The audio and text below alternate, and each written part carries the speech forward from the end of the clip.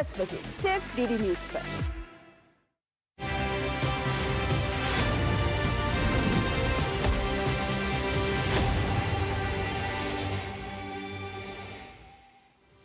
नमस्कार, स्वागत है आप सभी का डीडी न्यूज के इस खास बुलेटिन एक्सप्रेस 100 में, जहां हम आपके लिए लेकर आते हैं राजनीति, मनोरंजन, देश, दुनिया, खेल और व्यापार जगत की सभी बड़ी खबरों को एक्सप्रेस यानी कि फटाफट अंदाज में। मैं हूं आपके साथ भावना नैयर, तो देखिए खबरें तेज रफ्तार से। मद्रास हाईकोर्ट की मदुरै बेंच ने कार्तिकेय दीपम से जुड़े मामले में सिंगल बेंच के आदेश को बरकरार रखा है। अदालत ने सुनवाई के दौरान कहा कि कानून व्यवस्था और सार्वजनिक शांति से जुड़े मुद्दों के लिए सीधे तौर पर सरकार उत्तरदायी है। इसके साथ ही कोर्ट ने कहा कि दीपथून उस स्थान पर स्थित है जो देवस्थानम की संपत्ति के अंतर्गत आता है। कोर्ट ने स्टालिन सरकार को नसीहत देते हुए कहा कि किसी भी विवाद को सुलझाते समय निष्पक्षता जरूरी है। पंजाब में पाकिस्तान बेस्ड अंतर्राष्ट्रीय ड्रग सिंडिकेट का भांडाफोड़ हुआ है। सिंडिकेट से जुड़े 4 ड्रग तस्कर गिरफ्तार किए गए हैं। तस्करों के पास कई करोड़ की हीरोइन बरामद। पाकिस्तान में बैठे हैंडलर्स इन तस्करों को ड्रग्स की सप्लाई कर रहे थे। पंजाब पुलिस और बीएसएफ ने ज्वाइंट ऑपरेशन के दौरान ये कामयाबी हासिल की। बांग्लादेश में फिर हिंदू कारोबारी की गोली मारकर हत्या कर दी गई। जैसोर में कई बदमाशों ने कारोबारी पर सरेआम गोलियां बरसाई, जिससे कारोबारी की मौके पर ही मौत हो गई। बांग्लादेश में हिंदुओं पर अत्याचार थमने का नाम नहीं ले रहा। झेनेदाह में एक हिंदू महिला के साथ गैंगरेप की खबर सामने आई है। महिला ने थाने में 2 पुरुष और 2 महिलाओं के खिलाफ शिकायत दर्ज की है। यूपी में आगामी विधानसभा चुनाव की तैयारियां जोरों पर हैं। इसी क्रम में आज एसआईआर की ड्राफ्ट सूची जारी की जाएगी। प्रदेश के कई करोड़ मतदाता एसआईआर प्रक्रिया के दौरान अनमैप्ड रह गए हैं। चुनाव आयोग की ओर से जारी फॉर्म को भरकर वोटर मतदाता सूची में नाम शामिल कराने का आवेदन कर सकते हैं। अनमैप्ड मतदाताओं को चुनाव आयोग की ओर से नोटिस जारी किया जाएगा। ड्राफ्ट मतदाता सूची के प्रकाशन के बाद जिलों में छूटे मतदाताओं की वास्तविक संख्या का पता चल सकेगा। ड्राफ्ट मतदाता सूची के प्रकाशन के बाद दावा आपत्ति की प्रक्रिया भी शुरू हो जाएगी। वोटर 6 फरवरी तक अपने दावे आपत्ति जमा कर सकेंगे। चुनाव आयोग ने 2024 लोकसभा चुनाव की समीक्षा बैठक में सभी मतदान केंद्रों पर वेबकास्टिंग को लेकर सवाल उठाए। आयोग ने पूछा कि क्या वेबकास्टिंग की व्यवस्था पूरी तरह लागू की गई थी। अकाल तख्त के जथेदार ज्ञानी कुलदीप सिंह ने पंजाब के मुख्यमंत्री भगवंत मान की विवादित टिप्पणी सिख मर्यादा पर उन्हें तलब किया है। अकाल तख्त साहिब सचिवालय ने पंजाब के मुख्यमंत्री को 15 जनवरी को सचिवालय के समक्ष उपस्थित होने का निर्देश दिया।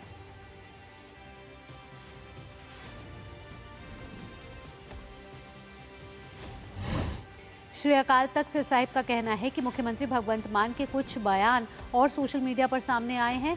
सिख मर्यादा, गुरु परंपरा और पंथक संस्थाओं की गरिमा के वो खिलाफ हैं। भाजपा प्रवक्ता शहजाद पूनावाला ने मुख्यमंत्री ममता बनर्जी पर एसआईआर मामले में कोर्ट जाने की चेतावनी को लेकर कहा कि अगर ममता को कोर्ट जाना है तो बेझिझक जाए, लेकिन ये पूरा विवाद घुसपैठियों को बचाने की साजिश जैसा दिखता है। पूर्व केंद्रीय मंत्री और कांग्रेस के वरिष्ठ नेता सुरेश कलमाड़ी का 81 वर्ष की उम्र में लंबी बीमारी से जूझने के बाद पुणे में निधन हो गया। भारतीय नौसेना का कासा लकड़ी से बना पारंपरिक नौकायान जहाज आईएनएसवी कौंडिन्य इन दिनों अपने पहले सफर पर है। इस जहाज की यात्रा का आज समुद्र में 8वां दिन है। आईएनएसवी कौंडिन्य 5वीं सदी की उस जहाज निर्माण तकनीक से बनाया गया है जिसमें ना तो इंजन था, न ही लोहे की कीलें। ये पूरी तरह हवा, पाल और समुद्री धाराओं के सहारे चलता है। प्रधानमंत्री नरेंद्र मोदी ने विशाख रिफाइनरी में Hindustan petroleum corporation limited HPCL की ओर से रेसिड्यू अपग्रेडेशन फैसिलिटी का ऑपरेशन शुरू किए जाने के बाद इसकी तारीफ की है। पीएम ने लिखा है कि यह अत्याधुनिक प्लांट हमारी ऊर्जा सुरक्षा को सुदृढ़ बनाने के प्रयासों को नई गति प्रदान करता है। इससे पहले केंद्रीय मंत्री हरदीप सिंह पुरी ने सोशल मीडिया पर पोस्ट कर बताया कि विशाख रिफाइनरी में इस फैसिलिटी के शुरू होने के साथ ही भारत की ऊर्जा सुरक्षा हासिल करने की यात्रा में एक मील का पत्थर साबित हुआ है। उत्तर प्रदेश के संभल जिले में प्रशासन ने महाकाल चौक के पास चल रहे एक अवैध निर्माण पर अतिक्रमण विरोधी अभियान चलाया। अभियान के दौरान राजस्व और पुलिस विभाग की टीम मौजूद रही। कांग्रेस नेता सोनिया गांधी के खिलाफ एफआईआर दर्ज करने की मांग को लेकर दायर शिकायत पर राउज एवेन्यू सेशन कोर्ट ने अगली सुनवाई 7 फरवरी को होगी। आज हुई सुनवाई में सोनिया गांधी की ओर से जवाब दाखिल करने के लिए समय मांगा गया। वेनेजुएला में अमेरिका की सैन्य कार्रवाई पर कांग्रेस नेता पृथ्वीराज चव्हाण के बयान पर बीजेपी हमलावर है।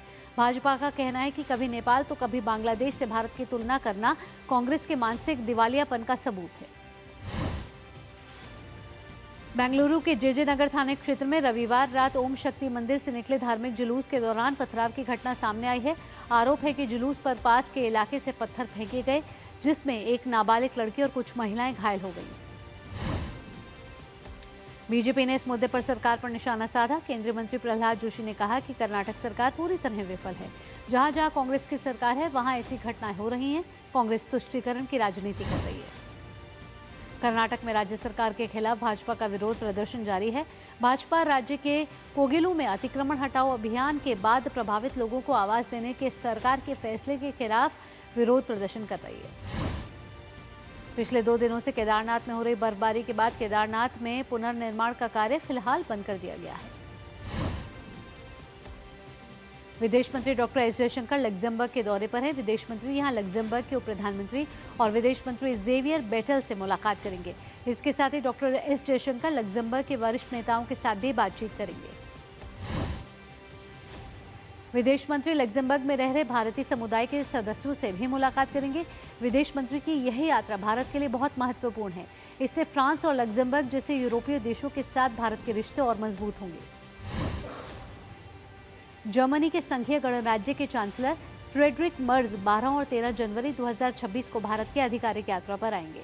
यह यात्रा प्रधानमंत्री नरेंद्र मोदी के आमंत्रण पर हो रही है। वार्ता में व्यापार और निवेश, प्रौद्योगिकी, शिक्षा, कौशल विकास, मोबिलिटी, रक्षा और सुरक्षा जैसे कई क्षेत्रों में सहयोग और मजबूत करने पर चर्चा होगी। भारत के संविधान का पहली बार कश्मीरी भाषा में अनुवाद किया गया है। राष्ट्रपति द्रौपदी मुर्मू ने कश्मीरी भाषा में अनुवादित संविधान को जारी किया था। दिल्ली समेत उत्तर भारत में घने कोहरे के चलते कई उड़ानों में देरी और उनके रद्द होने से यात्रियों को काफी मुश्किलों का सामना करना पड़ रहा है। यात्रियों को इस असुविधा से बचाने के लिए दिल्ली इंटरनेशनल एयरपोर्ट ने वेबसाइट का लिंक साझा किया है। 4 अधिवक्ताओं को 3 उच्च न्यायालयों में न्यायाधीश के रूप में नियुक्त किया गया है। रितेश कुमार और प्रवीण कुमार को पटना उच्च न्यायालय के न्यायाधीश के रूप में नियुक्त किया गया है।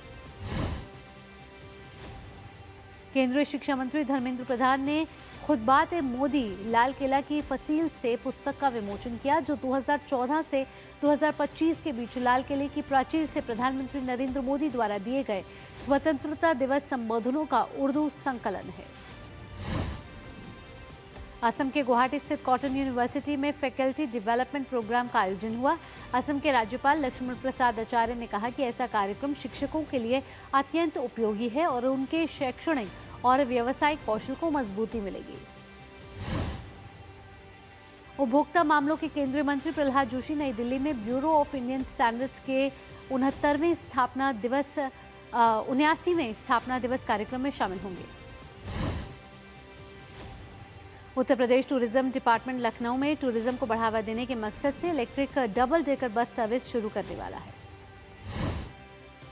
बोगीबिल ब्रिज देश की सुरक्षा के लिए भी बेहद महत्वपूर्ण है, क्योंकि इससे भारत चीन सीमा तक सैन्य आपूर्ति आसान हुई है। इस परियोजना के चलते स्थानीय लोग मत्स्य पालन, डेयरी और कृषि जैसे छोटे व्यवसायों के जरिए आत्मनिर्भर भारत के सपने को साकार कर रहे हैं। 4.94 किलोमीटर लंबा यह भारत का सबसे लंबा रेल कम रोड ब्रिज और एशिया का दूसरा सबसे लंबा रेलवे पुल है। यह पुल 260 किलोमीटर प्रति घंटा की रफ्तार वाली हवाओं और रिक्टर स्केल पर 8.0 की तीव्रता के भूकंप को झेलने में सक्षम है। देश की सबसे महत्वाकांक्षी रेल परियोजना में से एक जम्मू उधमपुर श्रीनगर बारामूला रेल लिंक आज हकीकत बन चुका है। पीएम प्रगति के तहत पूरी हुई इस परियोजना से अब कश्मीर घाटी सीधे रेल नेटवर्क के माध्यम से देश से जुड़ गई है। ये रेल लिंक रणनीतिक और सामाजिक आर्थिक दृष्टि से बेहद अहम है। भारी बर्फबारी और भूस्खलन की आशंका वाले इस क्षेत्र में यह परियोजना साल भर निर्बाध संपर्क सुनिश्चित करती है और रक्षा बलों की आवाजाही को और मजबूत बनाती है।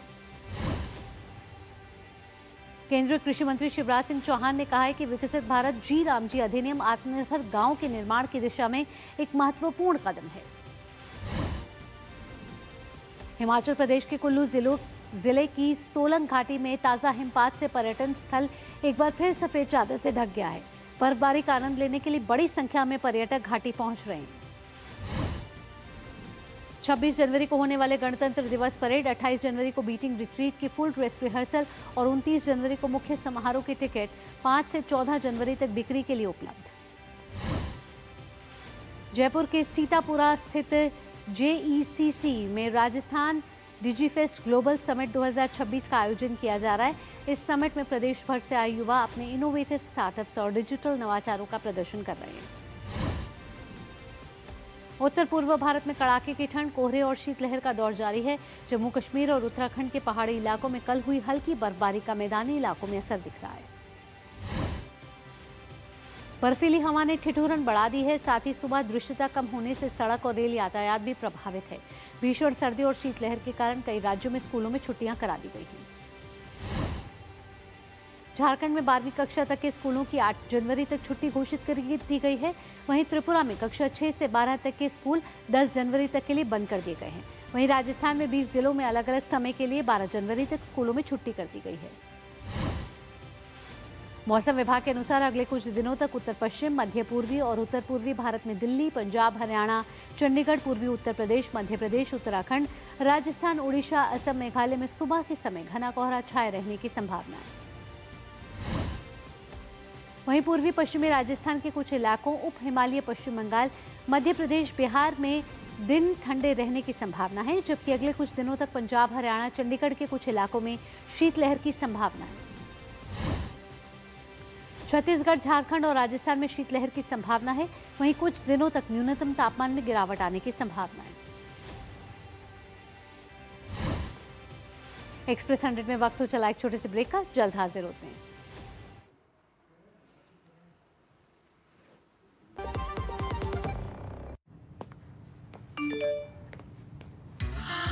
$10 लाख की लॉटरी मुझे, वाह! फर्जी ऑफर्स से सावधान। RBI कहता है जानकार बनिए, सतर्क रहिए।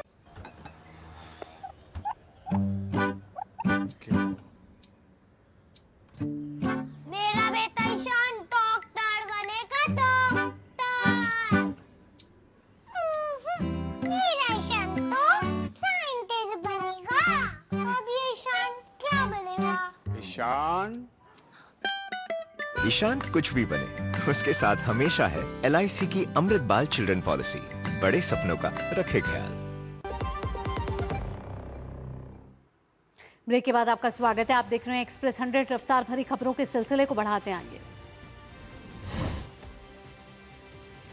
शेयर बाजार में आज भी गिरावट जारी है। सेंसेक्स और निफ्टी दोनों में गिरावट दर्ज की गई है। सेंसेक्स में 200 अंक से ज्यादा की गिरावट, निफ्टी में भी करीब 50 अंक की गिरावट दर्ज। रुपया शुरुआती कारोबार में 18 पैसे की बढ़त के साथ अमेरिकी डॉलर के मुकाबले 90.12 पर पहुंच गया। डॉलर में कमजोरी और वैश्विक स्तर पर कच्चे तेल की कीमतों में गिरावट से घरेलू मुद्रा को बल मिला। दिल्ली सरकार ने RBI के साथ MOU पर हस्ताक्षर किए हैं, जिससे दिल्ली को पूर्ण RBI बैंकिंग फ्रेमवर्क और वित्तीय अनुशासन मिलेगा, जो दशकों पुरानी वित्तीय समस्याओं को खत्म करेगा। RBI गवर्नर ने NBFC कंपनियों के साथ बैठक की। अंडरराइटिंग स्टैंडर्ड मजबूत रखने और असेट गुणवत्ता पर कड़ी निगरानी के निर्देश दिए। बैठक में इंडस्ट्री में सेल्फ रेगुलेटरी संगठनों, साधन, माइक्रो फाइनेंस इंस्टीट्यूशन नेटवर्क और फाइनेंस इंडस्ट्री डेवलपमेंट काउंसिल के प्रतिनिधियों ने भी हिस्सा लिया। नए CEO की तलाश में Tata group. Ahmedabad plane crash के बाद आया उतार चढ़ाव का दौर। मौजूदा CEO कैंपबेल विल्सन का कॉन्ट्रैक्ट 2027 के मध्य में खत्म हो रहा है। केंद्रीय कृषि एवं किसान कल्याण मंत्री शिवराज सिंह चौहान ने तमिलनाडु में विकसित भारत जी राम जी कानून के लाभ के बारे में कहा कि यह कानून गांव में रोजगार सृजन, बुनियादी सुविधाओं के विस्तार और आत्मनिर्भरता को सशक्त बनाने की दिशा में एक ठोस पहल है। रोजगार गारंटी पर बोलते हुए शिवराज सिंह चौहान ने बताया कि नया कानून के तहत अब 100 दिनों के बजाय 125 दिनों के रोजगार की गारंटी दी गई है। यदि निर्धारित अवधि में काम नहीं मिलता है तो मजदूरों को बेरोजगारी भत्ता दिया जाएगा। शिक्षा सुधार, कार्यबल परिवर्तन और समावेशी एआई रणनीतियों को आगे बढ़ाने के लिए इलेक्ट्रॉनिकी और सूचना प्रौद्योगिकी मंत्रालय, इंडिया एआई, असम सरकार और आईआईटी गुवाहाटी ने मानव संसाधन कार्य समूह की बैठक किया आयोजित। रबी सीजन के लिए सरकार ने बढ़ाई उर्वरक सब्सिडी। सरकार ने इस सीजन के लिए 37,952 करोड़ रुपए की अनुमानित उर्वरक आवश्यकता तय की है, जो खरीफ 2025 सीजन के मुकाबले करीब 736 करोड़ रुपए अधिक है। साथ ही सरकार ने डीएपी सब्सिडी में भी भारी बढ़ोतरी की है। पिछले साल के 21,911 रुपए प्रति टन के मुकाबले सब्सिडी बढ़कर 29,805 रुपए प्रति टन कर दी गई है। चावल उत्पादन में भारत की ऐतिहासिक सफलता, चीन को पछाड़ भारत बना दुनिया का सबसे बड़ा चावल उत्पादक देश। भारत अब 15.18 करोड़ टन उत्पादन के साथ दुनिया का सबसे बड़ा चावल उत्पादक बन गया है, जो चीन के 14.5 करोड़ टन से अधिक है। भारत वर्ष साल 2030 तक 500 गीगावाट गैर जीवाश्म ईंधन से बिजली उत्पादन का लक्ष्य पूरा करने की दिशा में तेजी से आगे बढ़ रहा है। सहकारिता मंत्रालय की ओर से लॉन्च किया गया cab services app Bharat taxi app को पूरे देश से जबरदस्त समर्थन मिल रहा है। इसके यूजर्स की संख्या 4 लाख से ज्यादा हो गई है। निसान मोटर इंडिया ने दिसंबर 2025 में 13,470 वाहनों का रिकॉर्ड निर्यात किया। घरेलू बिक्री 1,902 यूनिट रही और साल 2025 में कुल 12 लाख से अधिक वाहन निर्यात किए गए। मौजूदा रबी सत्र 2025-26 में गेहूं की बुवाई ने पिछले वर्ष का स्तर पार कर लिया है।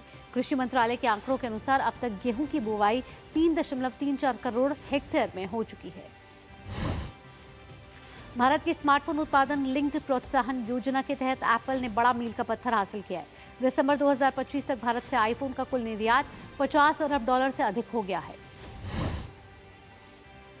भारतीय रेलवे ने चालू वित्त वर्ष की अप्रैल-दिसंबर अवधि में अपने आवंटित पूंजीगत खर्च में 80.54 यानी कि 2,03,138 करोड़ रुपए खर्च किए हैं। वेनेजुएला के उपराष्ट्रपति डेल्सी रॉड्रिगेज ने सोमवार को अंतरिम राष्ट्रपति के रूप में शपथ ली। अमेरिका में ड्रग केस में अमेरिकी प्रशासन की कार्रवाई के चलते मादुरो को सत्ता से हटाया गया। आपातस्थ राष्ट्रपति मादुरो ने मादक पदार्थ मामले में खुद को निर्दोष बताया। ट्रंप द्वारा उनकी गिरफ्तारी के बाद देश में तनाव बढ़ गया। संयुक्त राष्ट्र के महासचिव एंटोनियो गुटेरेस ने वेनेजुएला के राष्ट्रपति निकोलस मादुरो की अमेरिकी गिरफ्तारी के बाद वेनेजुएला में बढ़ती अस्थिरता के बारे में चिंता जताई। पाकिस्तान द्वारा वित्त वर्ष 2025-26 की पहली तिमाही में 3.7% आर्थिक विकास दर का दावा। ईपीबीडी ने इन आंकड़ों को आर्थिक सुधार का भ्रम पैदा करने की कोशिश बताया। अमेरिका के राष्ट्रपति डोनाल्ड ट्रंप ने कहा कि टैरिफ नीति से अब तक $600 अरब से अधिक की आमदनी हुई है।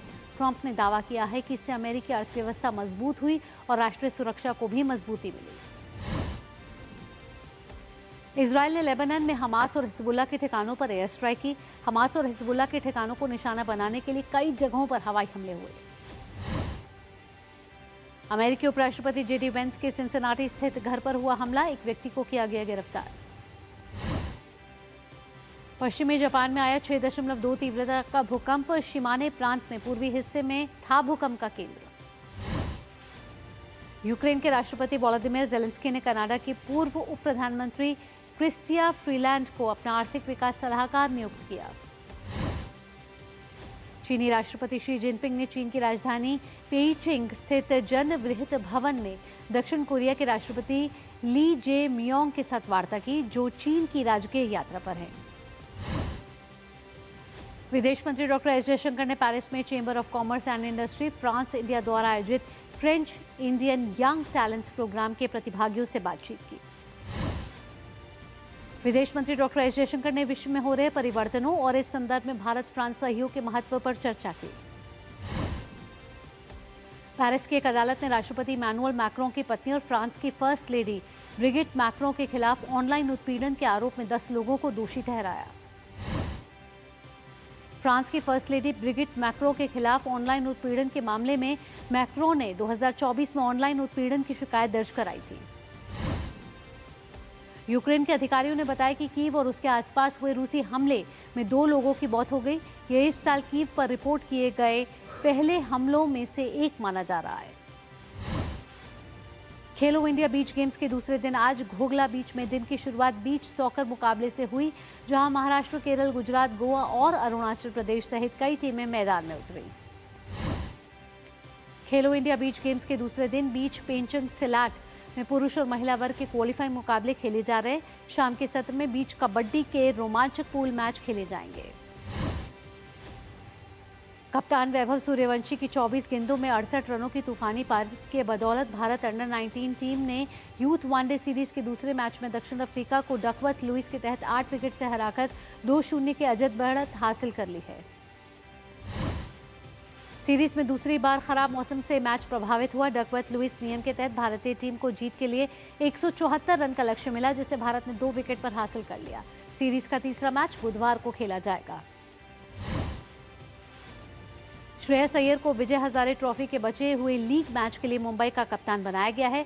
श्रेयस अय्यर शार्दुल ठाकुर का स्थान लेंगे, जो चोट के कारण प्रतियोगिता से बाहर हो गए हैं।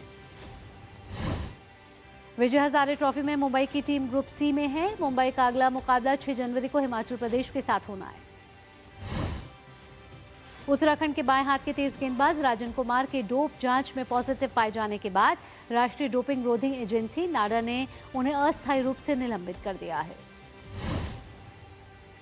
डोप जांच में पॉजिटिव पाए जाने वाले तेज गेंदबाज राजन कुमार ने अपना पिछला मैच 8 दिसंबर को अहमदाबाद में Syed Mushtaq Ali trophy group D के मैच में दिल्ली के खिलाफ खेला था। आज से शुरू हुए मलेशिया ओपन सुपर 1000 टूर्नामेंट में भारतीय खिलाड़ी लक्ष्य सेन ने जीत के साथ शानदार शुरुआत की। लक्ष्य सेन ने टूर्नामेंट में अपने पहले मुकाबले में सिंगापुर के जिया हिंग जेसन तेह को हराया। मलेशिया ओपन में पीवी सिंधु पहले दौर में चीनी ताइपे की सुंग शियो युन से खेलेंगे। विश्व यूथ टेबल टेनिस प्रतियोगिता में आद्या बहेती और राजदीप बिस्वास ने अंडर 11 सिंगल्स का खिताब जीत लिया है। Youth under 11 table tennis girls singles final में आद्या बहेती ने साक्षी संतोष को 15-13, 11-8, 12-10 से हराकर खिताबी मुकाबला अपने नाम किया। भारतीय खिलाड़ी अनाहत सिंह ने सेमीफाइनल में मिस्र की मलिका अल कराक्सी को हराकर ब्रिटिश जूनियर ओपन स्क्वॉश महिला सिंगल के अंडर 19 वर्ग के फाइनल में प्रवेश किया। ब्रिटिश जूनियर ओपन स्क्वॉश के फाइनल में अनाहत का सामना यूरोपीय जूनियर चैंपियन और दूसरी वरीयता प्राप्त फ्रांस की लॉरेन बाल्टायन से होगा।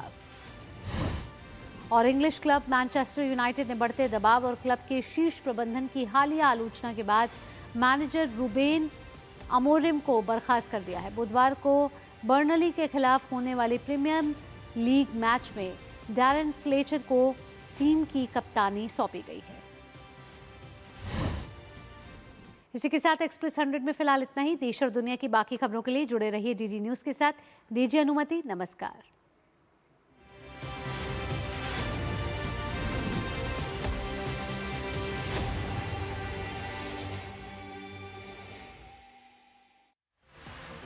भारतीय